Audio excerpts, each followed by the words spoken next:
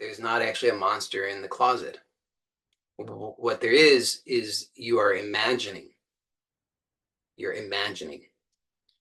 And the experience that you're having is the result, which is a feeling, is you're doing. Through the power of your imagination, you are doing that.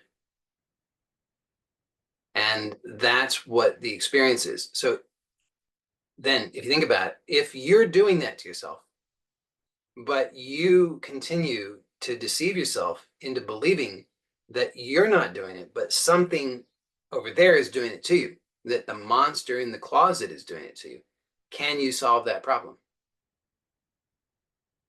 No, you cannot, because the problem is something that you are doing.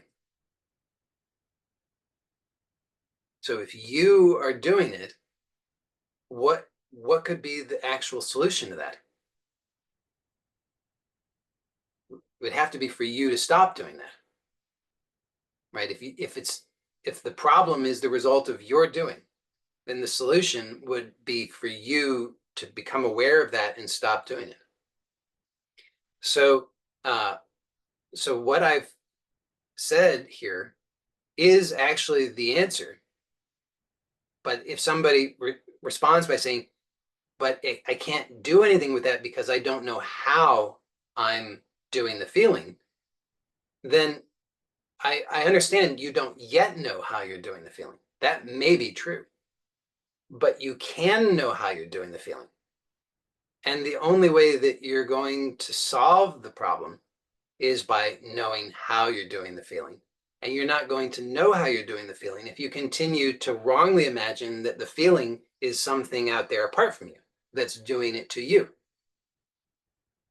So from my way of seeing things, that's enormously important. So just again, to put this in context, if you don't know what you want in life, then I don't see how you can measure your success. Sometimes people want to just, people want to do it differently by not having clarity about what they want. I believe that knowing what you want, having some clarity about what you want, is important, because if you don't have clarity about what you want, then basically you'll be aimless. And you're certainly welcome to be aimless. That's your business. I'm not telling you that it's wrong to be aimless, but I think that if you tell the truth and you really look sincerely for yourself, you'll realize that being aimless doesn't give good results. Like, as in, you're probably not satisfied with being aimless. So whether your aim, your intention is something entirely material, or it's something entirely spiritual, or it's some combination of the two things, that's totally fine. It's up to you. But you still, I believe, will find that having some clarity, choosing to actually commit to something that you want, and then keep your attention on that until you've achieved it, until you have satisfaction in terms of that, I believe you will be happy with that. And then what that allows you to do is to measure your outcomes. Then you know whether what you're doing is helping you to achieve that or not. You're either moving toward it or not.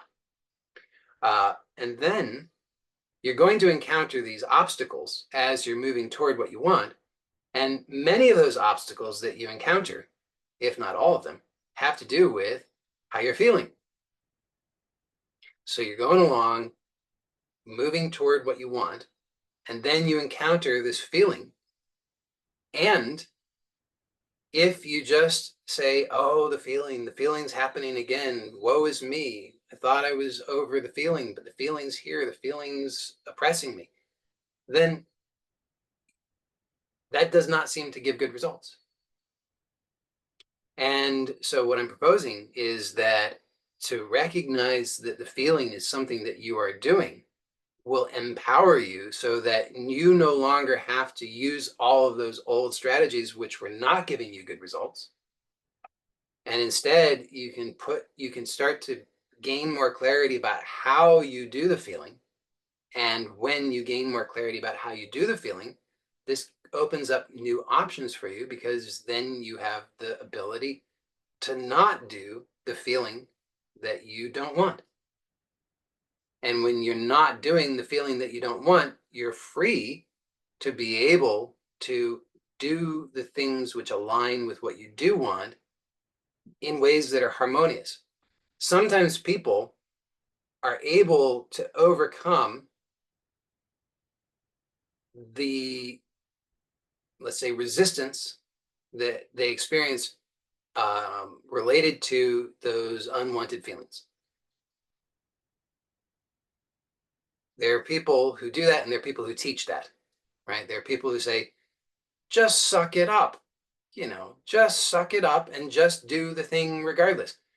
Who cares if you're depressed? Just do the things. Who cares if you're feeling sad? Just get out there and do the 100 pull-ups. That's, some people take that approach. And if that works for you, great. That's, again, it's totally your business. I'm not here to tell you how you should do things. I'm just proposing some options which maybe you will find help you. Because I found that most of us don't seem to be able to pull that off. We don't seem to be able to just whip ourselves into doing the things. So when you realize how you're doing the feeling that you don't want, and you learn how to release that, then guess what? All of that energy, which was being used to produce the unwanted feeling, which was causing you to be stuck, now is freed up. So you don't have to overcome it. You don't have to struggle with it. You don't have to whip yourself to push through it. It's not there.